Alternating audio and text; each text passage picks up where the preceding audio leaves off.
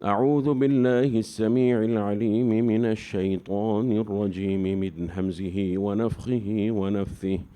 بسم الله الرحمن الرحيم.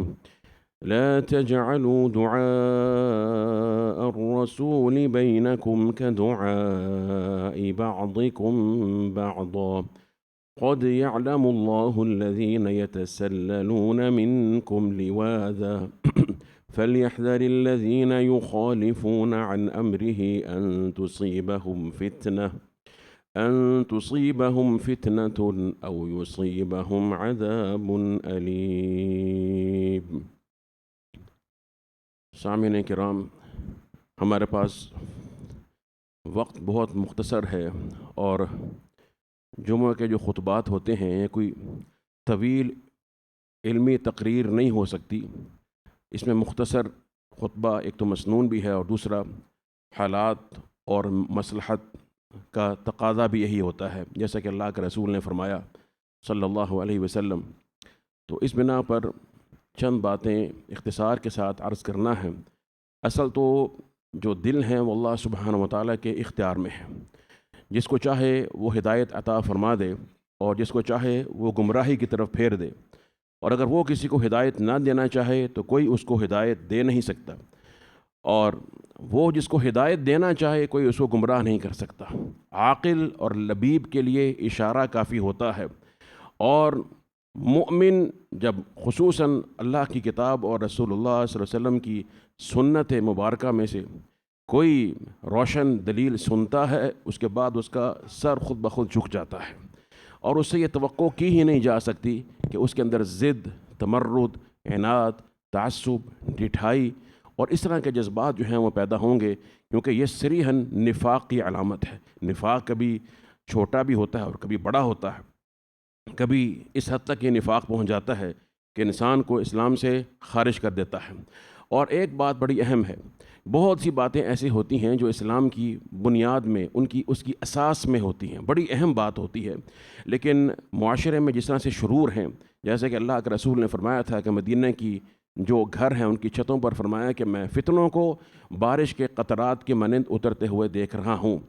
یعنی اس انداز سے فتنے، جب اس دور کی بات ہے جب اللہ کی عظیم ہستیاں موجود تھیں، اور اس وقت میں جو فتن ہیں اور اس وقت جو جہل کا جو بلوہ ہے اور انتشار ہے، اور جیسے سمندر کی موجیں آتی ہیں نا، جیسا کہ ایک سوال ہوا تھا، حضرت عمر نے یہ سوال کیا کہ میں اس فتنے کے بارے میں پوچھ رہا ہوں کہ تموج موج البحر، کہ سمندر کی لہروں کی مانند آئے گا۔ جب ایسے فتنے نمودار ہوتے ہیں تو وہ عقل کو بہا کر لے جاتے ہیں، اور بڑے بڑے اپنے آپ میں علم کا اور حکمت کا دعویٰ کرنے والے جو ہیں وہ بھی جب دل میں اخلاص نہ ہو اور نور نہ ہو اور علم کا ثمرہ نہ ہو، علم کتابیں پڑھنے کا، ڈگریاں لینے کا نام نہیں ہے، جب عمل کے ساتھ علم مربوط ہو جائے تو اللہ سبحانہ و تعالیٰ اس علم میں ایک برکت اور ثمرہ پیدا کر دیتا ہے۔ ایک عام شخص جس کو ہم کہتے ہیں یہ عام آدمی ہے، جی یہ تو کوئی شیخ الحدیث نہیں ہے، اللہ اس کو بھی اس علم کا نور عطا فرماتا ہے، اور یہ قرآن کی تعریف ہے۔ فرمایا انما یخشی اللہ من عبادہ العلماء، اللہ سبحانہ و تعالیٰ کا خوف اور خشیت جن کو صحیح معنوں میں ہوتی ہے وہ علماء ہوتے ہیں۔ اور دوسرا اس کا معنی، ایک ہی آیت میں دونوں معنی موجود ہیں، علماء ہوتے ہی وہ ہیں جن کو صحیح معنوں میں اللہ کی خشیت جس سے وہ متعارف ہیں، جو ان کے دلوں میں اتری ہوئی ہے، اور جس کے پاس خشیت ہے وہی عالم ہوتا ہے۔ اب ایک بندے کے پاس خشیت ہی نہیں ہے، اللہ کا خوف نہیں ہے، ادب نہیں ہے، نہ اللہ کا نہ اللہ کے رسول کا، وہ سمجھے کہ جی میں بھی کوئی دین میں بات کرنے کا حق رکھتا ہوں، کوئی مسلمان بھی ہو، تو یہ بات ہمارے سمجھنے کی ضرورت ہے کہ وہ سوائے فتنے کے اور کچھ بھی نہیں ہے۔ نبی کریم صلی اللہ علیہ وسلم کی اطاعت اللہ نے قرآن کریم میں واجب فرمائی ہے، ہم سب جانتے ہیں۔ کچھ آپ کی حقوق ہیں، ہم جب پڑھتے ہیں لا الہ الا اللہ محمد الرسول اللہ، اشہد ان لا الہ الا اللہ واشہد ان محمد رسول اللہ، یہ کلمہ پڑھتے ہیں، یہ کلمہ صرف چند الفاظ کا مجموعہ نہیں ہے، بلکہ اس کلمے سے بڑے ہی عظیم احکام شرعی جو ہیں مرتب ہو جاتے ہیں۔ اس کلمے کے بعد ایک ایسی فصیل اور دیوار جو ہے وہ کھنچ جاتی ہے اہل حق اہل باطل کے درمیان، کہ جس کو کبھی بھی عبور نہیں کیا جا سکتا کسی حالت میں. دنیا کے اندر بھی یہ دیوار رہے گی اور قیامت کے روز بھی. اللہ قرآن میں فرماتا ہے سورہ حدید میں، فرمایا کہ یہ دیوار جو ہے فَضُرِبَ بَيْنَهُمْ بِسُورٍ لَهُ بَابٌ بَاطِنُهُ فِيهِ الرَّحْمَةُ وَظَاهِرُهُ مِنْ قِبَلِهِ الْعَذَابُ. ان منافقوں کے درمیان اور مومنوں کے درمیان ایک طویل فصیل ایک دیوار جو ہے اس کو حائل کر دیا جائے گا. اس میں ایک دروازہ ہوگا، اہل ایمان کی طرف تو رحمت ہوگی اور اس طرف صرف عذاب ہی عذاب ہوگا. دنیا کے اندر بھی یہ دیوار موجود ہے. کلمے کا حقیقی معنی جب تک معلوم نہ ہو اس وقت تک انسان نہ اسلام میں داخل ہوتا ہے نہ اس دیوار کے پار جا سکتا ہے. ہاں، یہ دیوار یہ تو کرتی ہے کہ باپ کو بیٹے کے خلاف جو ہے وہ میدان جنگ میں اتار دے، اور بھائی کو بھائی کے خلاف لے آئے، خامد کو بیوی کے خلاف، بیوی کو خامد کے خلاف لے آئے. یہ تو کر سکتی ہے، جیسے کہ بلکہ یقیناً کر کے رہتی ہے، بلکہ اللہ کا یہ فیصلہ ہے کہ یہ ہو کر رہتا ہے، جیسا غزوہ بدر میں ہوا. اسی کے نام فرقان ہے، یعنی فرق کرتا ہے آخری حد تک. یہ کلمہ اتنا فرق کرتا ہے کہ خون کے تمام رشتے پیچھے رہ جاتے ہیں. اس کلمے کے کچھ تقاضے ہیں، اس کو سمجھنے کی ضرورت ہے کہ جس وقت تک ہم ان کو نہیں سمجھیں گے ہمارا ایمان یہ نہیں کہ مکمل نہیں ہوگا، ہمارا ایمان صحیح ہی نہیں ہوگا، ہمارا ایمان اس قابل ہی نہیں ہوگا کہ اللہ سبحانہ و تعالیٰ اس کو قبول کر لے اور ہم جہنم سے نجات پا جائیں. ورنہ ہم یہ کہ ہمیشہ کے لیے جہنم کے عذاب کا حصہ بن سکتے ہیں، معاذ اللہ ثم معاذ اللہ. اب ان چیزوں کے اندر میں چند باتیں صرف کرنا چاہتا ہوں. ایک گزشتہ دنوں واقعہ پیش آیا. ایک آوارہ شخص ہے، اس کی عادت ہے کہ بک بک کرتا رہتا ہے. اس نے چند کلمات جو ہیں وہ نبی کریم صلی اللہ علیہ وسلم کے بارے میں اپنی گٹر منہ سے جو ہیں وہ نکالے ہیں. اس کے بعد ایک واب اللہ، جیسے کہ ہمارے ملک میں تماشبین نیچر ہے، اتنی تماشبین فطرت ہے الا ماشاء اللہ، سوائے ان چند کے کہ جن کو اللہ نے دین سے تمسک کی، حقیقی دین سے تمسک کی توفیق دی ہے. ان کو تماشا چاہیے. سیلاب آ جائے تب بھی تماشا ہے، اور کوئی معاملہ ہو جائے تب بھی تماشا ہے، کوئی حادثہ ہو جائے تو ساری قوم ایکٹیو ہو جاتی ہے. جیسے ان کے پاس کرنے کا اور کوئی کام نہیں ہے. ان کے پاس کرنے کا کام تبھی آتا ہے جب کوئی ملک میں حادثہ ہو جائے، معاذ اللہ کوئی آفت آ جائے تو سارے میڈیا والے بھی لگے ہوئے ہیں، یہ بھی لگے ہوئے ہیں، فلاں بھی لگے ہوئے ہیں. اللہ کے بندو، ہر چیز کا، ہر حادث کے لیے ایک اللہ کا حکم بھی ہے کہ نہیں؟ فرمایا مختلفتم فیہ من شیء فحکمہ الی اللہ. اب گستاخی ہوئی ہے کہ نہیں ہوئی؟ گستاخی ہوئی ہے یا نہیں ہوئی؟ اس کا کیا شرعی حکم ہے؟ اس کو دیکھنے کے لیے کتاب و سنت بھی موجود ہے یا نہیں؟ یا جذبات سے کام لینا ہے، یا میڈیا والوں پر جانا ہے، بی بی سی کی رپورٹوں پر چلنا ہے، یا ان کی انفساق، ان جاہلوں کی باتیں سننی ہیں، یا مولویوں کی بھانت بھانت کی جو یوٹیوبرز ہیں، میں ان کو یوٹیوبر ہی کہتا ہوں، جو مشہور ہیں زیادہ، چاہے وہ کسی بھی جو ہے وہ مکتبہ فکر سے ہوں، ان کی باتوں کو بنیاد بنانا ہے. تو آئیں اللہ کی کتاب سے پوچھ لیتے ہیں نا، اللہ نے نبی کریم کے کچھ حقوق رکھے ہیں یا نہیں رکھے؟ ان حقوق میں جو چیز بڑی واضح ہے، خصوصاً اہل حدیث جو لوگ ہیں ان کے ہاں یہ معروف ہے کہ اللہ کے ساتھ جو ہے کسی کو شریک نہیں ٹھہرایا جا سکتا. بالکل درست ہے، اس میں کوئی شک ہی نہیں ہے. سب سے بڑا جرم کیا ہے؟ اللہ کے ساتھ شریک ٹھہرانا، اللہ کا بیٹا قرار دینا. تکاد السماوات یتفطرن من وتنشق الارض وتخر الجبال هدا ان دعوا للرحمن ولدا. زمین و آسمان و پہاڑ سب کچھ تباہ ہو جائے، راکھ بن کر ریزہ ریزہ ہو کر اڑ جائے، اللہ کا بیٹا قرار دیا جائے، اللہ کے ساتھ کسی کو شریک ٹھہرایا جائے، بہت بڑا جرم ہے. لیکن کوئی شخص اگر مشرک ہے اور وہ کلمہ پڑھتا ہے، کلمہ پڑھنے کے بعد فرض کیجئے دوبارہ اس سے شرک اکبر کا ارتکاب ہو گیا، اسلام سے نکل گیا، اس کو اگر یہ بتایا جائے کہ بھائی تم سے غلطی ہوئی ہے، دوبارہ دیکھو، اگر اس کے اندر کہیں نور ہے اور وہ رجوع کر لیتا ہے، یہ ایک الگ موضوع ہے کہ مرتد کی سزا جو ہے وہ قتل کیوں ہے، اس پہ پوری دین کی حکمت ہے. اور ایک اعتراض تو بڑی جلدی آ جاتے ہیں نا، پوری دنیا میں ہر جگہ یہ قوانین موجود ہیں، میں بتا چکا ہوں کئی بار، ہر ملک کے اندر قوانین موجود ہیں کہ پرنسپل ٹریزن، کسی نے بغاوت کر دی ملک کے قانون سے، امریکہ ہو، یورپ ہو، کوئی ملک بھی ہو، جب اس نے ملک کے قانون سے بغاوت کر دی، چاہے زبان سے کر دے، زبان سے کہہ دے، اس کی سزا سزائے موت ہے. دین میں یہ کیوں ہے؟ یہ تو ایک الگ مستقل موضوع ہے. لیکن میں آپ کو عرض یہ کرنا چاہ رہا ہوں، اگر وہ شرک کا ارتکاب کرتا ہے اور دوبارہ رجوع کر لیتا ہے، توبہ کر لیتا ہے، تو دوبارہ اسلام میں داخل ہو جائے گا. اس سے حد ساقط ہو جاتی ہے، دنیا کی حد بھی، اور اگر توبہ سچی ہے تو انشاءاللہ اللہ کے ہاں بھی اس کی معافی مقبول ہے. لیکن جو شخص نبی کریم صلی اللہ علیہ وسلم کی توہین کرتا ہے، شتم کرتا ہے، الشفاء فی تعریف حقوق المصطفیٰ، قاضی عیاض اور دیگر امت کے ائمہ نے تفصیل سے لکھا کہ یہ جو کسی کی توہین کرنا ہے نا، ایک تو ہر شخص کے اس کے ذات، اس کے منصب کے اعتبار سے توہین ہوتی ہے، اس کا کوئی خاص تعریف نہیں ہے کہ جو اس کی تعریف ہوئی یا اس کی توہین ہوئی. اس شخصیت کا مقام دیکھا جاتا ہے، ٹھیک ہے نا، اس کے اعتبار سے توہین ہوتی ہے۔ یہ توہین کرنا ہے نا، اس کے بارے میں قاضی ایاز نے اور دیگر علماء نے اس پر امت کا اتفاق نقل کیا ہے کہ کوئی ایسا کلمہ، کوئی ایسی چیز، ہاتھ کا اشارہ، کنایا، جس سے تحقیر مقصود ہو، کوئی شخص یہ کہے کہ وہ ان پر بھی ایسی باتیں تھیں نا تو مجھ پر بھی آئی ہیں، ان پر بھی آئی ہیں، تو اس سے کیا فرق پڑتا ہے؟ اس طرح کا انداز جس کے ساتھ کوئی مساوی کرتا ہے اپنے آپ کو نبی کریم کے، کوئی بھی ایسا انداز جس سے رسول اکرم صلی اللہ علیہ وسلم کی تخفیف، آپ کے استخفاف اور معاذ اللہ آپ کی شان میں سوء ادب ہو جاتا ہے، یہ سب چیزیں توہین میں آ جاتی ہیں۔ درجات کا فرق ہو سکتا ہے، یہ سب چیزیں توہین میں شامل ہیں۔ ہمارے کئی بھائیوں کو بھی بات سمجھ نہیں آتی کہ وہ دیکھیں جی، وہ کیسے، جب یہ توہین کرے گا اس کی معافی نہیں ہے۔ اللہ کے ہاں معافی ہو سکتی ہے اگر سچی توبہ کی ہے، نبی کریم خود معاف کر دیتے کیونکہ ان کا یہ حق تھا اپنی زندگی میں، تو وہ کر سکتے تھے۔ لیکن آج اس کے بعد جو علماء کہتے ہیں کہ اس کی معافی حد میں نہیں ہے، حد نافذ ہو کر رہے گی۔ جیسے کسی نے کسی مسلمان کو قتل کر دیا تو قتل کرنے کے بعد توبہ کر لے، توبہ اس کی مقبول ہے اللہ کے ہاں، لیکن قصاص اگر اس کو معاف نہیں کرتے وہ رسا، قصاص تو لیا جائے گا۔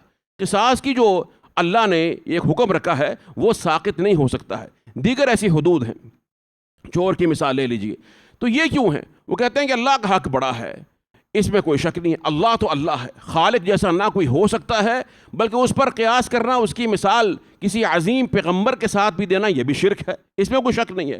تو نبی کریم صلی اللہ علیہ وسلم کی جو حدود ہیں، جو محدثین نے بیان کی، اور آپ کی زندگی میں جو سنت رہی ہے کہ اس طرح کے لوگوں کو معاف نہ کیا جاتا، یا ان کی حدود جو ہیں، حد ان پر جو ہے وہ نافذ کرنا واجب ہو جاتا، اس کی کیا وجہ ہے؟ دنیا کے اندر اللہ سبحانہ و تعالیٰ نے نبی کریم کے حق کا دفاع جو ہے، اس کی جو سزا ہے اس میں سختی زیادہ رکھی ہے۔ اس کی کیا وجہ ہے؟ یہ بات اکثر لوگ بسا اوقات اس کو سمجھ نہیں پاتے، مخلص ہوتے ہیں۔ میں آپ کو اس کا صرف چند لمحات میں بات میں جواب دینا چاہتا ہوں، پھر بات کو آگے بڑھاتے ہیں۔ اللہ نے قرآن میں فرمایا کہ فَلَا وَرَبِّكَ لَا يُؤْمِنُونَ حَتَّى يُحَكِّمُوكَ فِي مَا شَجَرَ بَيْنَهُمْ ثُمَّ لَا يَجِدُوا فِي أَنفُسِهِمْ حَرَجًا مِّمَّا قَضَيْتَ وَيُسَلِّمُوا تَسْلِيمًا۔ یہ لوگ اس وقت تک اللہ قسم کھاتا ہے نبی کریم کی کہ یہ مسلمان نہیں ہو سکتے جب تک کہ نبی کریم کو اپنے تمام فیصلوں کا آخری حاکم، فیصل، قاضی تسلیم نہ کر لیں۔ یہ نہیں کہ ظاہراً تسلیم کر لیں، بلکہ اپنے دل کے اندر بھی کہیں ذرا سا ملال اگر لے کر آ جائیں دل کے اندر، یہ ذریعہ بڑی اہم بات ہے۔ میں ایک واقعہ، ایک وکیل صاحب نے جو ہے واقعہ بتایا ہوا ہے کہ عدالت کے اندر، عدالت میں ایک شخص کھڑا ہوا اور جج جو ہے وہ اسے بات کر رہا ہے اور جرح ہو رہی ہے، تو اس نے کہا جی فلاں فلاں گواہ تیرے خلاف یہ باتیں کرتے ہیں۔ کہتا ہے جی اگر ان کی گواہی آپ نے سننی ہے تو آپ کو بھی فلاں فلاں وکیل چور کہتا ہے۔ بات سمجھ آ رہی ہے نا؟ اس نے چور نہیں کہا جج کو، کیا کہا اس نے کہا اگر ان کی بات سننی ہے، فلاں فلاں وکیل سیاستدان آپ کو بھی چور کہتا ہے کہ آپ مال کھاتے ہیں، رشوت کھاتے ہیں، وہ بھی کہتا ہے، ان کی بات بھی سن لینی چاہیے، پھر بات مان لینی چاہیے۔ جج نے کہا توہین عدالت ہو گئی ہے۔ اس نے کہا جی میں نے خود تو بات کی نہیں، میں نے بتایا کہ ان کی بات ویسی ہے جیسے تمہارے بارے میں فلاں فلاں لوگ کہتے ہیں، میں ان کی بات کو صرف کوٹ کر رہا ہوں۔ کہتا ہے نہیں، توہین عدالت ہو چکی ہے، پولیس داخل ہوتی ہے، احاطہ عدالت میں سے اس کو گرفتار کرتے ہیں اور جیل میں ڈال دیتے ہیں کہ یہ توہین عدالت ہو گئی ہے۔ حکایت بھی نہیں کر سکتا ہے کیونکہ عدالت کیسے ہوتا ہے، احترام ہے۔ ٹرانسجنڈر پارٹیاں ہوتی ہیں ملک کے اندر، پتہ ہے نا آپ کو، خنثی جو بنے ہوئے ہیں، خنثی دین کے اندر ایک اصطلاح ہے، اس شخص کی جو پیدائشی طور پر اس میں کچھ نقص ہے اور وہ مشابہ ہے، کبھی مرد کی عورت ہے تو مرد کی طرف مشابہت رکھتی ہے، یا مرد ہے اس کی خلقت میں کچھ ایسی فطری طبعاً ایسے کچھ نقائص ہیں، اللہ کا اذن ہوتا ہے کہ وہ مرد ہے تو عورت سے مشابہ ہے، عورت ہے تو مرد سے مشابہ ہے۔ خنثی انثی بھی ہوتا ہے، خنثی جو ہے وہ ذکر بھی ہوتا ہے، خنثی مشکل بھی ہوتا ہے کہ اس کو ہم پہچان نہ سکیں کہ اس کی زیادہ میلان کس کی طرف، فطرت طبعاً ہوتا ہے۔ انہوں نے ایک ٹرانسجنڈر کی اصطلاح نکالی ہے، یہ کہاں سے آئی ہے؟ مغرب سے، اور اس کا مفہوم یہ ہے کہ جو پیدائشی ہو، نہیں، ان کی اصطلاح کا ان کا مفہوم وہی کیا جائے گا نا جو وہ مانتے ہیں۔ وہ مفہوم کیا ہے؟ وہ مفہوم ان کا یہ ہے کہ ان کے ہاں جو مرد عورت بننا چاہے، اپنے آپ کو صنف نازک کی طرح بنانا چاہے وہ بنا سکتا ہے، اور جو عورت مرد بننا چاہے اس کا حلیہ، اس کی حرکتیں، اس کا انداز، شکل میں سرجری کرانے کے بعد اپنے اعضاء کو قط و برید کر جو بھی کرنا چاہے کر کے وہ اپنی خلقت میں تبدیلی کرے اللہ کی خلقت میں، اور وہ بننا چاہے، اللہ کے قانون سے بغاوت ہے، اس کو ٹرانسجنڈر، یا اس سوچ کو، اس رویے کو، اس حق کو جس کو وہ کہتے ہیں، یہ ٹرانسجنڈرزم ہے۔ ان کی ایک پارٹی ہوئی ہے لاہور میں، نجس لوگوں کا ایک بالکل فحشکاری کا جو میلہ ہے وہ منعقد ہوا. اس پر کئی ایسے لوگ جو کہ دنیا دار لوگ ہیں، جن کے برانڈز وغیرہ اور ایسے لوگ ہیں، وہ بھی چیخے ہیں کہ یہ کیا فحاشی اور کیا بدکاری کا اعلانیہ اظہار ہے. ان کو کرائم والوں نے جو ہے پکڑ لیا کہ جی آپ نے ان کے حق کے بارے میں کیوں بات کی ہے. ان کو تو قانون نے کہا ہوا ہے کہ ان کو کچھ نہیں کہنا، یہ بیچارے معصوم، ان کے چھوٹے چھوٹے جذبات ہیں، معصوم سے جذبات ہیں. یہ آپ لاہور کے اندر میں عرض کر رہا ہوں آپ سے، آپ نے ان کے بارے میں جو بات کہہ دی ہے، ان کے حقوق متاثر ہو گئے ہیں، ان کو پکڑا جائے، کٹہرے میں لایا جائے. یہ کیسے جرت کر دیا کہ ٹرانسجینڈر بیچارے وہ ننگے ہو کر، عورتیں بھی ہیں، یہ مرد جو بھی حرکتیں کرتے رہے ہیں وہ، اور ان کا یہ حق تھا، تو آپ کو ایسا نہیں کہنا چاہیے تھا. یہ ان کے حقوق جو ہیں متاثر ہوئے ہیں، لہٰذا اس کے بارے میں جو ہے وہ آپ کے ساتھ جو ہے وہ سوال و جواب ہوگا، پوچھ گچھ ہوگی. یہ سب چیزیں آپ ذرا اپنے ذہن میں رکھیے. کہتے ہیں جی اللہ کا عذاب کیسے آ جاتا ہے؟ جی سیلاب آ جاتے ہیں، فلاں ہو گیا، یہ کیسے اللہ کا عذاب آ جاتا ہے؟ ہم یہ ڈیم بنائیں گے، ڈیموں سے پہلے بالکل ڈیم بننے چاہیے، اور مخالفت کرنے والے کو جوتے مارنے چاہیے پورے پاکستان میں جہاں ضرورت ہے. اس سے پہلے اللہ کے عذاب کے اسباب تو ختم کرو. اما عائشہ کے پاس حضرت انس اور ایک صحابی جاتے ہیں، کہتے ہیں کہ اے اماں جان، یہ جو ہمیں کچھ بتائیے کہ یہ جو اس طرح کے عذاب ہیں اس کے بارے میں کچھ سوال ہوتا ہے. حدیث میں کچھ ضعف ہے لیکن صحیح معنی بالکل درست ہے، علماء نے اس کو بیان کیا اور صحیح حدیث اس کی تائید بھی کرتی ہیں. کہنے لگی کہ یہ جو زلازل اور زلزلہ اور اس طرح کے جو عذاب آتے ہیں نا، وہ یہ ہے کہ جب زمین میں فجور، شراب اور زنا یہ عام ہو جاتا ہے نا، غار اللہ فی السماء، اللہ کو آسمان پہ غیرت آتی ہے. اور صحیح حدیث میں اللہ کے رسول نے فرمایا ان اللہ لا یغار وان المؤمن لا یغار، مومن کو غیرت آتی ہے، اللہ کو بھی غیرت آتی ہے. اور فرمایا اللہ کو غیرت اس چیز پر آتی ہے کہ مومن ان فحاشی کا، فحش کاموں کا ارتکاب کرے جو اللہ نے حرام کر دی ہے. الفواحش ما ظہر منها وما بطن، کوئی بھی ایسی فحاشی کے کام کا ارتکاب جو ظاہری ہو باطنی ہو، اللہ کو اس پر غیرت آتی ہے. اللہ غیرت والی ذات ہے. من اجل غیرت اللہ حرم الفواحش ما ظہر منها وما بطن، اللہ کے رسول نے فرمایا اللہ نے اپنی اس غیرت کی وجہ سے ہی جو ہے وہ فواحش کو حرام قرار دیا ہے. یہ تو کام روکتے نہیں ہیں وہ جی. یہ جو کے پی میں ٹھیک ہے، وہاں پر ان کے اپنی غلطیاں بھی ہوں گی، لوگوں نے دریاؤں کے راستوں میں آبادیاں قائم کی، لیکن ہر بندہ جانتا ہے کہ ان ہوٹلوں میں کیا ہوتا ہے. اور یہاں سے جو جتنے بھی یہ لفنگے لوگ ہیں یہ جاتے ہیں کثرت کے ساتھ، وہاں پر کیا ہوتا ہے؟ کون سی زنا کی یا اس طرح کی دیگر فحشکاری کی اقسام ہے جو وہاں دستیاب نہیں ہیں. جب یہ عذاب سر عام ہوگا، ایک بار نہیں کئی بار عذاب کی لپیٹ میں آیا جا چکا ہے. باقی تو اللہ کی سامنے ہر بندے کی نیت ہے نا. جو بندہ اگر نیک ہے، صالح ہے، اللہ اس کو معاف کر دے گا. جو اس میں غرق ہوا انشاءاللہ وہ شہید ہے اللہ کے رسول کے فرمان کے مطابق.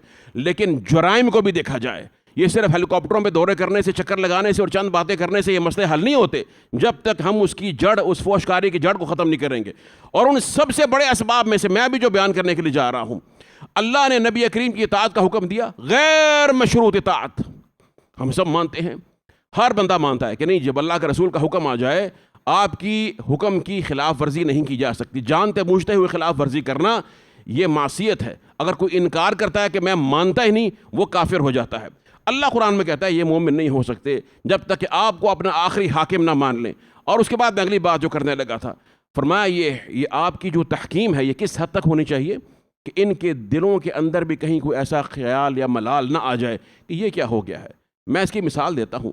ہم کتاب پڑھتے ہیں، نبی کریم صلی اللہ علیہ وسلم کا ذکر آ جائے، آپ کا فرمان ہے، حدیث مبارکہ پڑھتے ہیں، آپ کی سوچ یا خیال دل میں آیا، اور جیسے ہم عام کلام میں یہ کہتے ہیں کہ یہ کیا کہہ رہا ہے، یہ کیسی ایسی بات کوئی دل میں بھی آ جائے، انسان کو سوچ لینا چاہیے کہ نفاق جگہ تو نہیں پا گیا کہیں.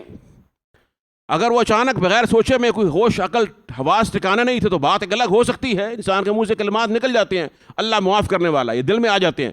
اگر وہ ہوش و حواس میں ہے لیکن اس کے انداز میں عامیانہ پن ہے، کیجول انداز، اس کو احساس ہی نہیں ہے کہ وہ کس کے بارے میں پڑھ رہا ہے، سوچیے ذرا. یہ نفاق کی علامت ہے اور انسان اس سے بھی کافر ہو سکتا ہے اگر اپنے دل کے اندر بھی سوچتے ہوئے نبی کریم کے بارے میں اس طرح سے عامیانہ انداز اختیار کر لے. یہ ایک ادب معلوم ہے یا نہیں؟ اطاعت، مطابقت کیا ہے کہ جو آپ نے کہہ دیا، فرما دیا، جس راستے پہ چل کے دکھا دیا بس وہی راستہ ہے، اس سے ہٹ کر ایک قدم بھی نہیں چلنا. کئی ایسے بیوقوف بھی ہیں جو سنت کی مطابقت کو کہتے ہیں یہ گستاخی ہوگی، یہ بھی ایک دوسری انتہا ہے. میلاد النبی، اللہ کے قرب کا راستہ اگر ہوتا واللہ نبی کریم اس کو بتا کر جاتے. آپ کا یہ منصب تھا، کوئی خیر کا راستہ آپ نے چھوڑا نہیں مگر آپ نے بتا دیا ہے یہ جنت کا راستہ ہے، اللہ کے رسول نے بتا دیا. صحابہ کرام آپ پہ جان چھڑکتے تھے اور آپ کے اوپر آپ کے پسینے پر خون بہانا اپنے لیے عظیم ترین اعزاز سمجھتے تھے، انہوں نے بھی یہ کبھی نہیں منایا، اہل بیت نے کبھی اس کو نہیں منایا۔ وہ جانتے تھے کہ اللہ کے رسول کی تعلیمات کی یہ خلاف ورزی ہے، اس کے خلاف ہے۔ اگر کوئی نہیں مناتا اور یہ کہتا ہے کہ اس کو منانا سنت کے خلاف ہے، اس کو دین میں جاری کرنا بطور دین یہ بدعت ہے، تو اس کا حق ہے، وہ صحیح کہتا ہے، اس کو گستاخی نہیں کہا جا سکتا ہے۔ آپ کی مطابقت، آپ کی اطاعت، جب حکم آ جائے سر تسلیم خم کر دو، آپ سے آگے مت بڑھو۔ یا ایھا الذین آمنوا لا تقدموا بین یدی اللہ ورسولہ، اللہ کے رسول سے آگے مت بڑھو، جو فرمان جہاں تک ہے وہیں پر رک جاؤ، تمہاری حد یہ ہے، بس تمہاری حد، تمہارے قدم اس حد سے آگے نہیں جانے چاہیے۔ ایک تو یہ بات ہے۔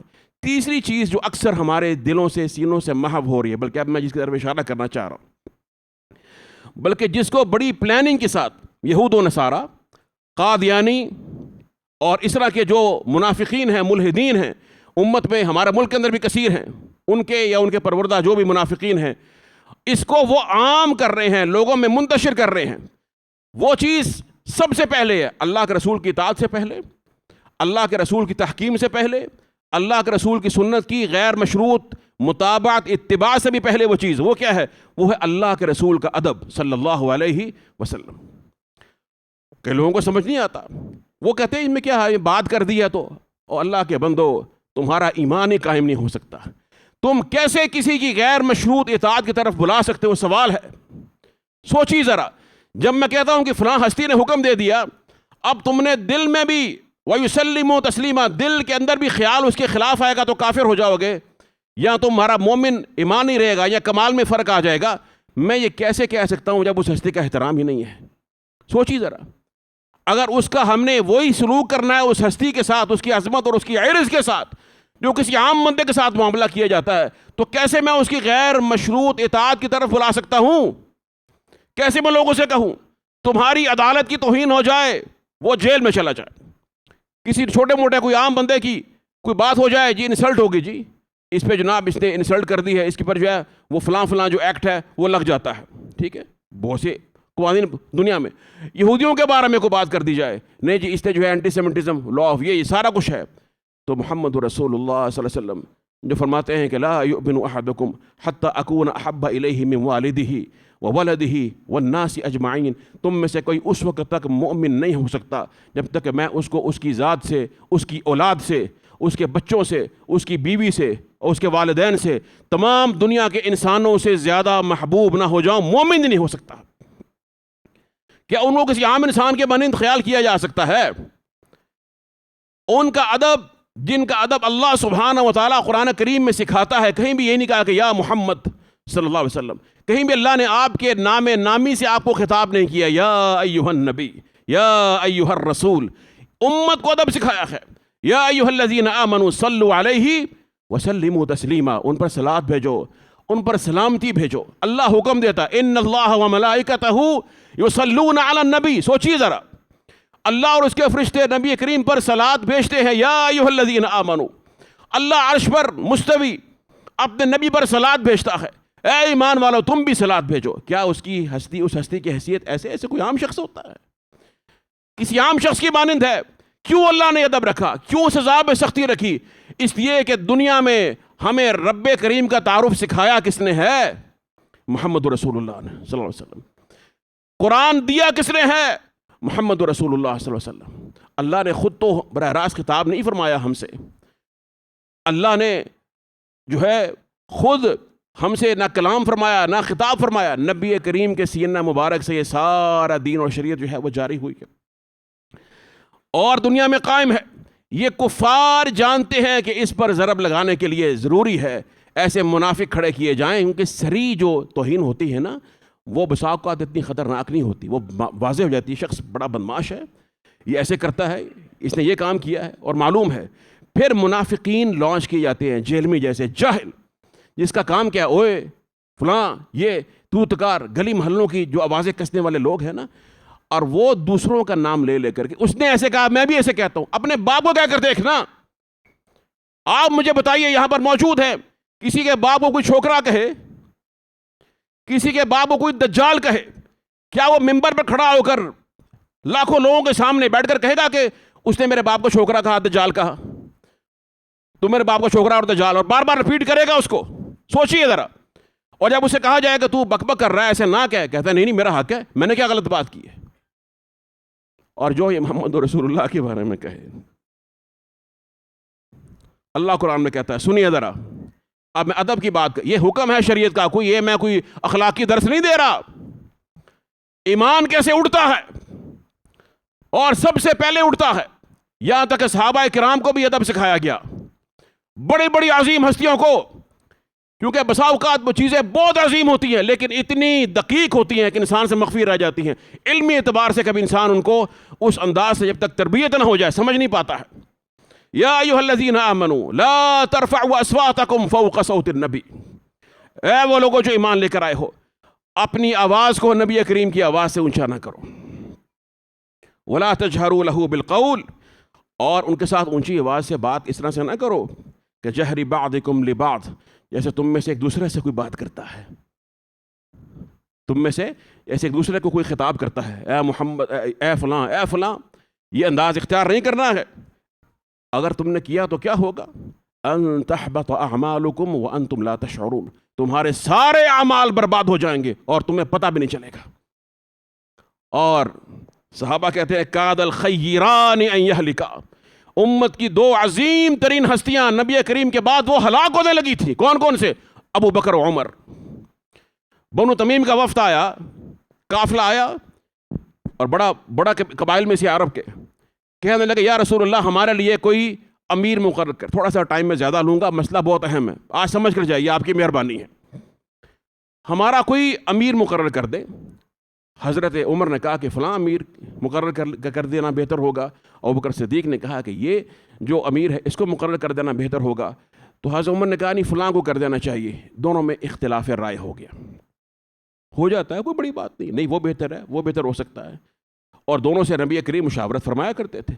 آپ سے مخاطب نہیں ہے، دونوں آپس میں گفتگو کر رہے ہیں، اختلاف رائے ہوا، تھوڑی سی آواز بلند ہو گئی ہے نبی کریم کے مجلس میں، تھوڑی سی آواز بلند ہو گئی ہے. قرآن کی آیت آ گئی کہ اے ایمان والو لا ترفعوا اصواتکم فوق صوت النبی، نبی کریم کی آواز سے آواز بلند نہ کیا کرو، ایسا نہ ہو کہ تمہارے سارے اعمال برباد ہو جائیں. ابن تیمیہ کہتے ہیں یہ کفر ہے. سارے اعمال کس کے برباد ہوتے ہیں؟ کافر کے. مسلمان کا عمل تو کوئی نہ کوئی باقی رہتا ہے، اس لیے تو جنت میں چلا جائے گا بالآخر. سارے اعمال برباد ہوتے ہیں کفر و شرک پر. لئن اشرکت لیحبطن عملک، اللہ نے قرآن میں شرک اور کفر ایسا عمل بتایا جو سارے اعمال کو ختم کر دیتا ہے. فرمایا یہ اتنا بڑا کفر و شرک ہے کہ تمہارے سارے اعمال اور بڑے بڑے عظیم ترین ہستیاں. اور اس کے بعد فرمایا کہ فما کان عمر یسمع رسول اللہ صلی اللہ علیہ وسلم بعد هذه الآیہ حتی یستفہم. اس کے بعد حضرت عمر اتنی آہستہ بات کیا کرتے تھے نبی کریم کے ساتھ کہ آپ خود ان سے پوچھتے عمر کیا کہہ رہے ہو، اور آپ ان سے کہتے ذرا بلند آواز سے بات کر تاکہ میں سمجھ سکوں تو کیا کہنا چاہتا ہے. یہ ہے ادب اللہ نے جو قرآن میں سکھایا. دوسری آیت سنیے، لا تجعلوا دعاء الرسول بینکم کدعاء بعضکم بعضا. جس طرح تم ایک دوسرے کو بلاتے ہو نا، آپس میں گفتگو کرتے ہو، اللہ کے رسول کو ایسے مت بلانا.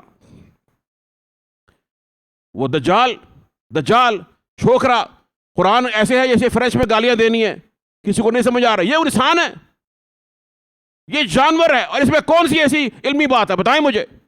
کیا بے ادبی اور توہین جو ہے شاعر اللہ کی، یہ علمی بات ہے کوئی؟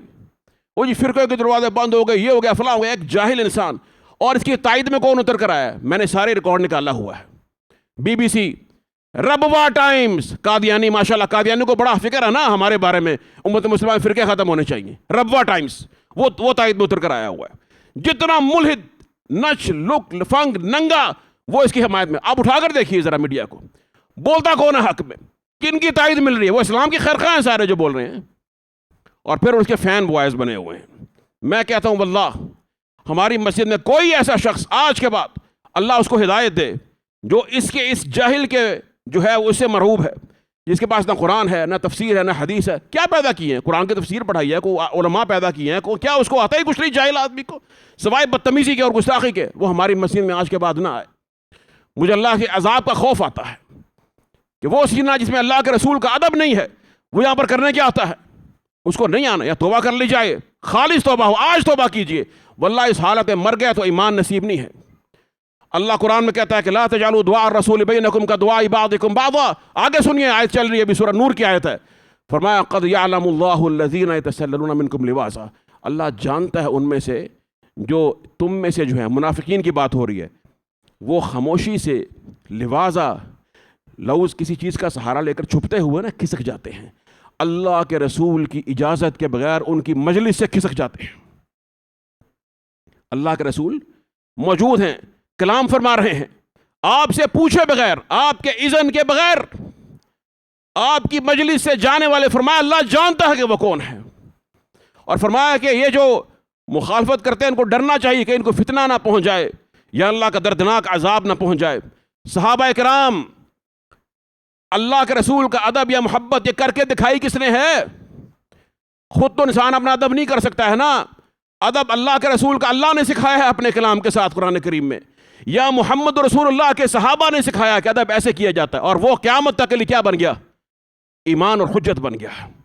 اللہ کے رسول نے اسی کو ایمان اور حجت، اور قرآن نے بھی اس کو ایمان اور حجت قرار دیا. کہتے ہیں کہ ہم بیٹھتے اللہ کے رسول کے ساتھ، جلسنا کأن علی رؤوسنا الطیر، جیسے ہمارے سروں پر پرندے ہوتے، اس طرح سے ہم بیٹھتے.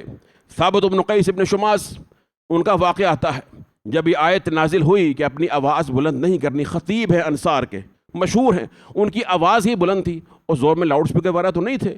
ایسے لوگ جن کی آواز فطرتاً بلند ہوتی وہ اچھے خطیب بھی ہو سکتے تھے. گھر بیٹھ گئے ہیں، اللہ کے رسول کے مجلس میں آنا چھوڑ دیا. سوال ہوا کہ میں نے ثابت کو نہیں دیکھا، پوچھو کیا بات ہے. اس کے پاس گئے، ان سے پوچھا، کہنے لگے کہ قد حبط عملی، میرے سارے اعمال برباد ہو گئے. رونے لگ گئے. میری آواز بلند ہو جایا کرتی تھی مجلس رسول اللہ میں. اللہ کے رسول کو معلوم ہوا، فرمایا انت تعیش بخیر و تموت بخیر و تدخل الجنہ، نہیں خیر کے ساتھ رہے گا، خیر کے ساتھ مرے گا، جنت میں جائے گا. آگے سنیے، علی بن ابی طالب کہتے ہیں، یہ میں آپ کو عام ایک اسلوب بتا رہا ہوں، اس پہ تو ہم پوری زندگی بھی لگے رہے، ادب کا حق ادا نہیں کر سکتے. چند باتیں جو کلام، گفتگو نبی کریم کے ذکر سے متعلق ہے، میں وہ بتانا چاہ رہا ہوں تاکہ ہمارے ذہنوں میں یہ بات واضح ہو جائے. اللہ نے حق اس لیے رکھا ہے کہ دنیا میں اللہ نے خود اپنا دین لوگوں کو نہیں بتایا، محمد رسول اللہ کے ذریعے بتایا ہے. اور آپ بشر ہیں، آپ کو عام انسان کی طرح کرنے کی کوششیں جاری ہیں تاکہ آپ کی بات کی اہمیت ختم ہو جائے. جب نبی صلی اللہ علیہ وسلم کی بات کی اہمیت ختم ہو جائے گی، آپ کا قانون جاری نہیں ہو سکے گا. اس لیے سزا سخت ہے. اور اللہ کی قسم، جب تک ہمارے دم میں دم ہے اور جسم میں خون کا قطرہ ہے، ہم یہ نہیں ہونے دیں گے انشاءاللہ. کسی کی جرت ہے نبی کریم کے بارے میں ذرا سی اونچی نیچی آواز سے بات کرے اور بدتمیزی کرے اور اس طرح سے کوئی استخفافاً اور ہنستے ہوئے مسکراتے ہوئے توہین آمیز رویہ اختیار کرے، اور اگر یہ حق اور عدل نہیں ہوتا تو جہاں موقع ملے گا ہم خود اس کو انشاءاللہ اس کے انجام تک پہنچائیں گے. اس معاملے میں بالکل دو ٹوک اعلان ہے، جو جس سے سمجھنا ہے سمجھتا رہے، کوئی ایک ٹکے کی پرواہ بھی نہیں ہے. کہتے ہیں کہ ہم بیٹھتے صحابہ کرام آپ کے ساتھ بین جلسائہ، بیٹھتے جب اذا تکلم اطرق جلساءہ، جب آپ گفتگو فرماتے سر جھک جایا کرتے تھے، سر سیدھا نہیں ہوتا تھا مجلس میں کہ نظر بھر کر دیکھ لوں. عمر بن العاص کہتے ہیں میں نے 3 دور دیکھے ہیں. ایک مجھ پر جاہلیت کا دور گزرا جب میری شدید خواہش تھی کہ میں نبی کریم کو معاذ اللہ شہید کر دوں. پھر ایک وقت آیا، اللہ نے میرے لیے سینہ اسلام کے لیے کھول دیا. میں اللہ کے رسول کے پاس آیا، آپ نے کہا عمر بیعت کر. ہاتھ بڑھانے لگا، فوراً احساس ہوا کہ کہیں معاملہ بڑا سخت ہے، بیعت میں ایسی بات نہ آ جائے کہ میں عمل نہ کر سکوں. سابقہ گناہوں کی بات کی، فرمایا سب معاف ہو جائے گا. چنانچہ بیعت کی، اور کہتے ہیں اس کے بعد میری زندگی میں سب سے محبوب ترین شخصیت محمد رسول اللہ کی تھی صلی اللہ علیہ وسلم. عمر بن عاص بہت بڑے جرنیل ہیں. کہتے ہیں کہ لم یکن املأ عینی منہ، میں اپنی آنکھ بھر کر آپ کو دیکھ ہی نہیں سکتا تھا. اجلال اللہ، آپ کی تعظیم ایسی تھی. اگر مجھ سے کوئی کہے لو سئلت ناصفا کہ تو بتا کہ نبی کریم کیسے تھے، میں بتا بھی نہیں سکتا، اس لیے کہ لم یکن املأ عینی منہ، میں آپ کو دیکھ ہی نہیں سکتا تھا، دیکھ ہی نہیں پاتا تھا، نظر اٹھتی ہی نہیں تھی آپ کے دربار میں. میں کیسے بتاؤں کہ آپ کی تفصیلات کیا تھی؟ یہ اجلال کا عالم ہے. اور یہ سب صحابہ کرام، علی فرماتے ہیں کہ انما علی رؤوسہم الطیر، اس طرح بیٹھتے تھے سروں کو جھکا کر جیسے سروں پر پرندے بیٹھے ہوئے ہیں. اگر سر ہلے گا پرندہ اڑ جائے گا. فَإِذَا سَكَتَ تَكَلَّمُوا، جب آپ خاموش ہوتے، سکوت فرماتے، تو صحابہ کرام گفتگو کیا کرتے تھے. ابو ایوب انصاری صحیح روایت میں آتا ہے مدینہ میں اللہ کے رسول آئے، ادب کی بات کرتے ہیں، سنو ذرا یہ کس ہستی کے بارے میں بات ہوتی ہے، سمجھ میں آ جائے، اللہ سینوں کو کھول دے۔ آپ نے ان کے گھر قیام فرمانا پسند فرمایا، ابو ایوب انصاری۔ چنانچہ آپ نے کہا کہ ابو ایوب سے کہا رضی اللہ تعالی عنہ کہ مجھے گھر کا نچلے والا حصہ دے دے، کیونکہ میرے پاس وفود نے آنا ہے، لوگوں کی کثرت نے آنا ہے، اللہ کے رسول ہیں، اوپر میرے لیے مشکل اور دقت ہوگی۔ کہنے لگے ٹھیک ہے یا رسول اللہ، آپ نیچے، اب آپ نیچے قیام فرما رہے ہیں، رات کا وقت آتا ہے۔ ابو ایوب انصاری حدیث میں آتا ہے فانتبہ ابو ایوب لیلتن، رات کے وقت میں ابو ایوب کے دل میں یہ خیال آیا کہ نمشی فوق راسی رسول اللہ، ہم اللہ کے رسول کے سر کے اوپر چل رہے ہیں۔ کیا ہوا؟ فتنحوا فباتوا فی جانب، ہٹ گئے، ساری رات کمرے کے کونے میں گزار دی ہے میاں بیوی نے، ساری رات سو نہیں سکے ہیں کہ اللہ کے رسول نیچے ہیں اور ہمارے قدم آپ کے سروں کے اوپر ہے۔ صبح اللہ کے رسول کے پاس، یا رسول اللہ صلی اللہ علیہ وسلم آپ اوپر تشریف لے آئیے۔ فرمایا سفل ارفق، نیچے میرے لیے آسانی ہے۔ کہنے لگے لا ارو سقیفۃ انت تحتہا، اللہ کے رسول میں اس چھت پر ہو ہی نہیں سکتا جس کے نیچے آپ ہو، میں کر ہی نہیں سکتا ہوں، میری استطاعت ہی نہیں ہے، میں کیا کروں؟ اگر یہ خیال آئے گا، اللہ کے رسول رفیق تھے، شفیق تھے، رحمت للعالمین ہیں، آپ کو معلوم تھا کہ یہ نہیں کر پائے گا، آپ نے اوپر جو ہے منتقل ہو گئے۔ آپ نے نہیں کہا تو کیوں ایسے کرتا ہے، تیرا ادب کیوں اس حد تک پہنچ گیا ہے، اس میں تو یہ ہو رہا ہے، یہ ہو رہا ہے۔ جانتے تھے کہ صحابہ کرام کا ادب کیا ہے۔ اور اس کے بعد ایک واقعہ بڑا مشہور ہے، حدیبیہ کے مقام پر نبی کریم آتے ہیں، کثیر صحابہ کرام، بڑی جماعت ہے صحابہ کرام کی، قریش نے بھیجا اپنے نمائندے کے طور پر، عروہ بن مسعود الثقفی اللہ کے رسول کے پاس آئے، جاننے کے لیے حالات، سردار ہیں اور معاملات کو بڑا گہرا زیرک ہیں، دانش مند ہیں، دیکھتے ہیں گہرے انداز سے، آئے اور آ کے دیکھنے لگے کہ کیسے لوگ ہیں ساتھ، ان کا تعلق کیا ہے، اگر ان کو روکتے ہیں اور جنگ کرتے ہیں تو کیا صورتحال پیش آئے گی، کیا ہم غالب آ جائیں گے، کیا یہ ساتھی اللہ کے رسول کا ساتھ دیں گے، کیا معاملہ ہوگا؟ چنانچہ وہاں جا کر جو انہوں نے، پہلے تو یہ واقعہ ہوا کہ ان کا یہ ایک انداز تھا کہ جب وہ گفتگو کرتے تو اپنے مخاطب کی کسی بات کی اہمیت کے پیش نظر اس کی داڑھی کو اس طرح سے ہاتھ میں لیتے ایسے، تو وہ جب اللہ کے رسول سے بات کرنے لگتے اور آپ سے کوئی درخواست کرتے تو ایسے بڑھ کر آپ کی داڑھی کو اس طرح پکڑنے کی کوشش کرتے۔ مغیرہ بن شعبہ آپ کے ساتھ کھڑے ہوئے اور تلوار کا دستہ اس کے ہاتھ پر مارتے ہیں، اخر یدک لحد رسول اللہ، اپنا ہاتھ اللہ کے رسول کی داڑھی سے پیچھے رکھ، اگر دوبارہ آیا تو کاٹ کر پھینک دوں گا۔ اور نبی کریم دیکھ رہے ہیں، آپ موجود ہیں مجلس میں، تو نے کیا سمجھا ہوا کہ عام انسان کا چہرہ ہے، ایسے اٹھ کر اپنے ہاتھ میں داڑھی کو لے لے گا، ایسے نہیں ہو سکتا ہے۔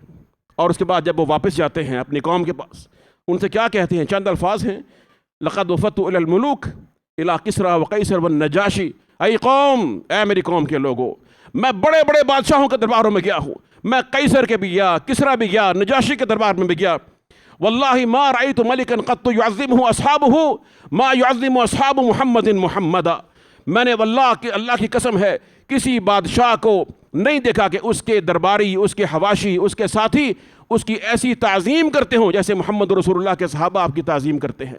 پھر اس کے بعد اس نے اس تعظیم کا نمونہ بتایا، ایک صحابی نہیں ہے، اسلام کا آخری حصہ ہے اور کبار صحابہ جماعت ہے ایک بہت بڑی، ان ساری جماعت کا جو نمونہ حدیث نے پیش کیا، سنیے ذرا، کہتا ہے کہ ان واللہ ان تنخم نخامہ الا وقعت فی کف رجل منہم فضلک بہا وجہہ وجلدہ، اللہ کی قسم ہے نبی کریم اگر تھوک اور کھنگار پھینکتے ہیں وہ زمین پر نہیں گرتا، کسی کے ہاتھ پر گرتا ہے اور اس کو اپنے چہرے پر اور جسم پر مل لیتا ہے۔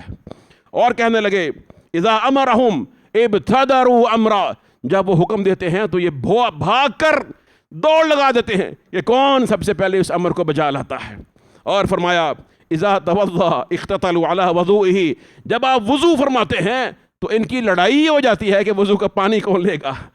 صحیح بخاری میں، مسلم میں حدیث موجود ہے کہ وضو کا پانی کوئی آپ کے جسم سے لیتا اور اگر آپ کے جسم اثر سے چھینٹا اڑ کر کسی اور صحابی کے جسم پر پڑتا، وہ قطرہ وہاں بھی نہیں رہتا تھا، وہاں سے بھی لے لیا کرتے تھے۔ کس ہستی کے بارے میں بکتے ہو، گڈر زبان کھولتے ہو اور بار بار بکتے ہو؟ اللہ کے بندو، ہم کس دور میں جی رہے ہیں؟ امام مالک سے ہارون الرشید نے کہا کہ فلاں شخص نے اللہ کے رسول کی توہین کی ہے تو کیا کرنا چاہیے؟ کہنے لگے واللہ ما بقا امت بعد شتم نبیہا، امت کا پھر زندہ رہنا کیا ہے، امت ختم ہو جاتی ہے، اگر اس کے نبی کو گالی دے دی ختم ہوگی بات۔ 2 ٹکے کے لونڈے اٹھ کر اب نبی کریم کا اس طرح ذکر کریں گے اور اس طرح سے باتیں کس عیسائی نے کہا ہے؟ پوری عیسائی کمیونٹی، پادری، کس نے کہا ہے؟ معاذ اللہ، دجال کا لفظ کوئی بھی نہیں بولتا ہے۔ ہاں گستاخ رسول ہو سکتا ہے کوئی، ہر قوم میں ہوتے ہیں، چند ایک ہوتے ہیں، یہود میں ہوں، مشرکین میں ہوں، نصارہ کے اندر ہوں، یہ مسلمانوں کے اندر رشدی ایسے ملعون ہوں، دیگر ایسے ملعون ہوں، وہ تو ایسا کلام کر سکتے ہیں، ان پر بھی، عیسائی کمیونٹی پر بھی الزام ہے۔ میں نے خود سنا، ان کا پادری کہتا ہے کہ ہم اللہ کے رسول کا احترام کرتے ہیں صلی اللہ علیہ وسلم، ہم یہ کلام کہنے کی جرأت، کہتا ہے یہ کسی جاہل نے کہا ہے، ہمارے پورے لٹریچر میں ایسی کوئی بات نہیں ہے، کسی جاہل نے یہ بات کہی ہے اور منسوب کی ہے ہماری طرف۔ کیوں؟ اس کا دل کر رہا تھا میں یہ کہوں، اور اس کو کہا اس کے آقاؤں نے کہ تو بک بک کر اس کو، اس بدتمیزی کو اور بے ادبی کو، جو گٹر ہر طرف کھلا ہوا تھا، علماء کی طرف، کبھی اللہ کے شعار کی طرف، کبھی اماں عائشہ کی طرف، کبھی اللہ کے رسول کے صحابہ امیر معاویہ کی طرف، آج اس گٹر کا منہ تو نبی کریم کی طرف بھی کر دے، خیر ہے، یہ اس کو بھی ہلکا کر دے، یہ ہو سکتا ہی نہیں ہے۔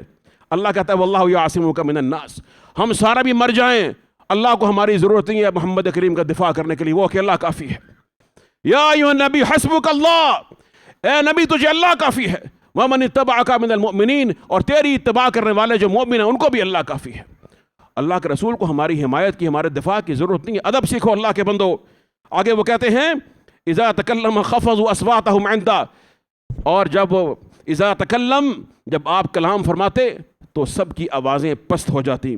اور آگے کہتے ہیں وما یحدون الیہ النظر تعظیم اللہ، میں نے کسی کو نہیں دیکھا، کتنے ہیں؟ 1000 کے قریب، میں نے کسی کو نہیں دیکھا کہ آنکھ بھر کر محمد کریم کے چہرے پر دیکھ سکتا ہو، تعظیم کی وجہ سے۔ ایسی تعظیم ہے، بیٹھتا ہے دربار میں نظروں کو جھکا کر بیٹھتا ہے، نظروں کو جھکا کر بیٹھتا ہے۔ اور حدیث رسول جب بیان کی جائے اس کا یہ ادب ہے، اس کے ساتھ کوئی فلسفہ، کوئی کہانی، کوئی حافظہ بیان نہ کرو کہ اس نے بھی، اسی کی حیثیت کیا ہے، یہ بھی تعظیم کے خلاف ہے۔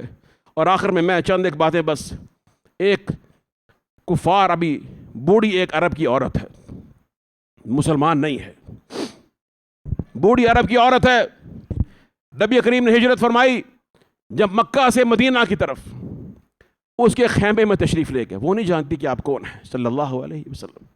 ابوبکر صدیق ساتھ ہیں، خیمے میں تشریف لے گئے، کہنے لگے کہ آپ کے پاس دودھ ہے؟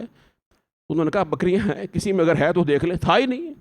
چنانچہ آپ نے بسم اللہ پڑھا اور گھر دودھ سے بھر گیا، انوار بھی دیکھے، رونقیں بھی دیکھی، حیران ہوئی ہے۔ اس کا خامد جو ہے وہ آیا، اس نے پوچھا ام معبد سے کہ کیا گھر میں انوار ہیں، دودھ سے بھرا ہوا ہے، ہمارے ہاں تو کبھی ایسے ہوا نہیں تھا، کیا ہوا؟ کہنے لگے ایک ہستی آئی تھی، میں نہیں جانتی کہ وہ کون تھی۔ کہنے لگا اچھا ذرا ان کو بیان تو کر کے وہ کیسی تھی۔ میں صرف اس لیے بتانا چاہ رہا ہوں کہ اس بوڑھی عورت سے جو مسلمان بھی نہیں ہے تمیز سیکھ لے، جتنے بھی جاہل اور جوہال ہیں، کس طرح سے اللہ کے رسول کے بارے میں وہ جانتی بھی نہیں ہے کہ کون ہے، اور جو جانتا ہے اس کی حالت کیا ہونی چاہیے، جو صحابہ کرام کی حالت تھی۔ وہ اب بیان کرتی ہے جیسے ایک شفاف پانی کی ندی جو ہے وہ بہتی چلی جا رہی ہے، اس کا بیان ایسا پانی کی ایک رواں پانی کی مانند ہے، سبحان اللہ، کیا بیان ہے، سنیے ذرا۔ کہتی ہے رأیت رجلا ظاہر الوضاء، ایک شخص کو دیکھا جو سراپا نور تھا، نور اور روشنی اس پر ظاہر تھی، ابلج الوجہ، چہرہ بڑا ہی روشن اور منور تھا، خاص چہرے کو خاص کیا ہے، حسن الخلق، بڑی خوبصورت ہی جسامت اور قامت ہے، بہت ہی خوبصورت ہے، حسن، لم تعبہ سجلا ولم تزر به سعلا، نہ تو معاذ اللہ ذرا سا بھی پیٹ ہے اور نہ ہی سر میں کوئی ایسی چھوٹائی ہے کہ جو ایسی ہو کہ جس میں اس کو ہم عیب کہہ سکیں، یعنی انتہائی متوازن ہے۔ یعنی آپ سمجھ رہے ہیں نا، سر اور پیٹ کے ساتھ انسان کی خوبصورتی معلوم ہوتی ہے۔ اس نے 2 چیزوں کا خاص ذکر کیا، عرب کے ہاں یہ معروف تھا۔ پھر کہتی ہے وسیم قسیم، بڑا ہی خوبصورت تھا، صاحب جمال تھا، اور قسیم، اعضاء اتنے معتدل تھے، کہیں سے نہ کوئی چھوٹا ہے نہ بڑا ہے، سبحان، سارے جسم میں ایسا اعتدال ہے، قسیم، جیسے اللہ نے تقسیم کیا ہے نا چیزوں کو، اس طرح سے ان کو اعتدال کے ساتھ ان کو بنایا ہوا ہے۔ فی عینیہ دعج، عین داج تھی، یعنی ایک تو سفیدی بھی اگر انتہا درجے کی سفیدی روشنی ہے، اور جو سیاہی ہے وہ بھی انتہا درجے کی سیاہی ہے۔ آنکھ کی خوبصورتی کا ذکر کیا، فی اشوارہ وطف، ہاں اگر تو پلکوں کی بات کرتا ہے تو پلکیں ان کی ایسی طویل تھیں جیسے قوس ہوتی ہے، اور گھنی تھیں، بہت ہی خوبصورت تھیں۔ فی صوتہ سحل، اور اگر گفتگو کرتے ہیں آواز میں بڑا ہی شاندار بھاری پن تھا، نہ تو بہت باریک ہے کہ وہ اچھا نہ لگے، اور نہ ایسی بھاری ہے کہ جو کانوں پر گراں گزرے۔ سمجھ رہے ہیں نا، عربی کے الفاظ ہیں، میں اس لفظ کی میں اب فصاحت کو اردو میں بیان نہیں کر سکتا، ایک ایک لفظ میں ایسا حسن ہے۔ فی عنقہ سطع، اس سے اندازہ کر لیجئے، کہتی ہیں گردن میں ایک ایسی خوبصورتی والی بلندی تھی، ایک ہوتا ہے نا طول، فی عنقہ طول، گردن میں لمبائی، یہ نہیں کہا، سطع کہتے ہیں اس نور کو جو بلند ہو جاتا ہے۔ فی عنقہ سطع، گردن میں ایسی بلندی تھی جو بڑی خوبصورت تھی، روشن تھی۔ وفی لحیتہ کثافہ، داڑھی مبارک گھنی تھی۔ ازج اقرن، اور کہتے ہیں کہ اگر تم بھووں کی بات کرتے ہو تو بڑی ہی خوبصورت تھیں اور طویل تھیں، عین معتدل تھیں، اور جو ہیں ایک دوسرے کے قریب تھیں۔ ان صمت فعلیہ الوقار، اگر خاموش رہتے ہیں ان پر وقار ظاہر ہو جاتا ہے، خاموشی گویا کہ سراپا وقار بن جاتی ہے۔ وَإِن تَكَلَّمَ سَمَاهُ وَعْلَاهُ الْبَهَاءُ، غور کیجئے الفاظ کیسے شاندار الفاظ ہیں۔ اور جب گفتگو کرتے ہیں، سماہو، سما کہتے ہیں آسمان، جانتے ہیں نا بلندی کو، وَعْلَاهُ، ان پر چھا جاتا ہے، محیط ہو جاتا ہے کیا؟ حسن و جمال۔ گفتگو کرتے ہیں، صاحب جمال تو ہے ہی، لیکن جب گفتگو کرتا ہے تو جمال در جمال چھا جاتا ہے۔ سب الجمال علی الجمال، جمال کے اوپر جمال جیسے کہ بہا دیا گیا ہے۔ اجمل الناس وبہاہ من بعید، لوگ کہتے ہیں کہ شاید دور سے اچھا لگتا ہوگا، کہتی ہیں کہ تمام لوگوں میں سب سے زیادہ خوبصورت اور شاندار ہے اگر تو دور سے دیکھے، وَأَحْلَاهُ وَأَحْسَنُهُ مِنْ قَرِيب، اگر قریب سے دیکھے تو اس سے زیادہ کوئی شیریں اور خوبصورت پھر بھی نہیں ہے۔ سبحان اللہ۔ پھر وہ کہتی ہیں حلو المنطق، کلام ایسا ہے، ایسا شیریں ہے کہ انسان سنتا چلا جائے۔ فصل لا نظر ولا حذر، ایسا کلام ہے جو دو ٹوک ہے، واضح ہے، بین ہے، نہ اس میں قلت ہے کہ بات سمجھ نہ آ سکے، نہ ایسی زیادتی ہے، طوالت ہے جو پسند نہ۔ اللہ فرمانا انہ لقول فصل، قرآن میں آتا ہے نا، قول فصل، دو ٹوک فیصلہ کن قول ہے، واضح دو ٹوک حجت ہے۔ انہ لقول فصل وما هو بالهزل، یہ تو قرآن ہے نا، اور یہ کہ سینے پر قرآن اترا، اس کی تاثیر اور اس قرآن کا نور آخر کلام میں تو آنا تھا نا۔ اب وہ جانتی بھی نہیں ہے، کہتی ہے کہ ایسا کلام ہے جو کہ فصل ہے، واضح ہے، نہ طویل ہے نہ قصیر ہے، اور کہتی ہے کہ ان منطقہ خرزات نظم یتحدرن، گفتگو ایسی ہے جیسے موتی پروئے ہوتے ہیں، ایک کے بعد دوسرا موتی چلا آتا ہے نا، اس طرح سے الفاظ نکلتے ہیں زبان اطہر سے۔ پھر کہتی ہے ربع لا یأس من طول ولا تقتحم عین عن قصر، ایسی ان کی قامت جو قد ہے اس میں ایسا اعتدال ہے، نہ تو بہت طویل ہے اور نہ ایسا وہ کم تر ہے کہ اس کو دیکھ کر انسان کو کمی کا احساس ہو۔ اور پھر فرماتی ہیں غصن بین غصنین فهو انظر الثلاثة منظرا واحسنهم قدرا، یہ عجیب جملہ ہے کہ چلو ایک انسان بڑا خوبصورت ہے اور حسین ہے، کبھی ہو سکتا ہے جب دوسروں کے درمیان کھڑا ہو تو کوئی اس سے زیادہ بھی نظر آ جائے۔ کہتے ہیں نہیں، اگر تین کے درمیان وہ کھڑا ہوگا، سب سے زیادہ حسن اور نظارت اور روشنی جس کی نظر آئے گی اسی کی نظر آئے گی، بس باقی سب ماند پڑ جائیں گے۔ اور پھر وہ کہتی ہیں آگے کہ لہو رفقاء یحفون بہ، ایسے ایسے اس کے ساتھی ہیں کہ جو اس کو گھیرے رہتے ہیں، اس کے ارد گرد رہتے ہیں۔ افسوس کہ اے اسلام افسوس کہ اے اسلام کہ تیرے گرد وہ حالے نہ رہے، افسوس کہ اے اسلام تیرے آسمان پہ وہ ستارے نہ رہے، تو چاند تھا جن کا تیرے گرد وہ حالے نہ رہے، جیسے بھی شاعر نے کہا۔ آگے وہ کہتی ہیں قال انصتوا لقولہ وان امر تبادروا الى امرہ، جب وہ بولتے ہیں، گفتگو فرماتے ہیں تو خاموشی سے ان کی بات کو سنتے ہیں، وہ جو گھیرنے والے ہیں ان کے ارد گرد ان کے حواشی بن کر ان کے ساتھ رہتے ہیں، اور جب وہ حکم دیتے ہیں امر کو بجا لیتے ہیں۔ محفوظ محشود، ہر اعتبار سے ان کی خدمت پر مامور ہیں، ہر وقت موجود رہتے ہیں، یعنی وہ اکیلے نہیں ہیں، ان کے ساتھ جان نشاور کرنے کے لیے کیسے الفاظ ہیں، محشود محفوظ، چاروں اطراف سے ان کے ارد گرد ان کے حکم کی تعمیل کرنے کے لیے ان کی آنکھ کے اشارے کے منتظر رہتے ہیں۔ یہ کیفیت بیان فرمائی۔ لا عابس مفند، نہ ایسے ہیں کہ ان کے ماتھے پر کبھی بل آ جائے، اور نہ ایسے کہ ان کی رائے جو ہے وہ کمزور ہو۔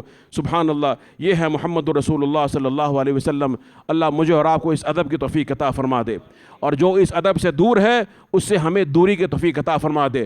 واللہ اس میں کوئی دوسری کوئی جذبات کی کوئی ذاتیات کی بات نہیں ہے، جس کے پاس محمد رسول اللہ کا ادب نہیں ہے اس کے پاس ایمان نہیں ہے، وہ جاہل ہو، وہ عالم ہو، وہ منافق ہو، وہ کافر ہو، وہ یہودی ہو، نصرانی ہو، اس سے کوئی فرق نہیں پڑتا۔ جس کے پاس ادب نہیں ہے اس کا اسلام سے کوئی تعلق نہیں ہے، اور ادب سب سے پہلے ہے اللہ کا ادب ہو، محمد رسول اللہ کا ادب ہو، اس کے بغیر نہ اطاعت ہو سکتی ہے نہ اطاعت فائدہ دے گی۔ خارجی ساری طرح کی اطاعتیں کرنے کے بعد بظاہر اپنے آپ کو کہنے والے کہ ہم قرآن کو ماننے والے ہیں، اور اس حد تک کہ جو گناہ کبیرہ کرے گا وہ کافر ہو جائے گا۔ خوارج، ایک خارجی اللہ کے رسول کے پاس آیا اور کہنے لگا کہ اعدل یا محمد صلی اللہ علیہ وسلم۔ ان کا یہ خوارج کا انداز ہے جاہلوں کا کہ اے محمد کریم، ان سے کہنے لگا عدل کرو، عدل نہیں کرتے ہو۔ فرمایا تیری بربادی ہو، اگر میں محمد عدل نہیں کروں گا تو کون عدل کرے گا؟ فرمایا یمرقون من الاسلام مروق السہم من الرمیہ، جیسے شکار کے جسم سے تیر آر پار ہو جاتا ہے، اس پہ نہ گوشت کے اثرات ہوتے ہیں نہ خون کے اثرات ہوتے ہیں، اس طرح اسلام سے نکلے ہوئے خارجی ہوں گے۔ یہ وہ لوگ ہیں جو بدتمیزی کرنے والے ہیں محمد رسول اللہ علیہ وسلم کی اور حدیث کو قرآن سے ٹکرانے والے ہیں۔ خارجی ان کو کہتے ہو جن کے پاس ادب ہے اللہ کے رسول کا، جن کے پاس توحید ہے۔ اصل خارجی تو یہ ہیں جو قرآن کو حدیث سے ٹکرانے والے ہیں، نبی کریم کے گستاخ ہیں، بے ادب ہیں، نہ اللہ کا ادب ہے، نہ قرآن کا ادب ہے، نہ دین کا ادب ہے، نہ محمد رسول اللہ کا ادب ہے۔ اللہ ہم سب کو یہ ادب سکھا دے۔ ادب پہلا قرینہ ہے محبت کے قرینوں میں۔ وباللہ تعالیٰ توفیق، وآخر دعوانا الحمد للہ رب العالمین۔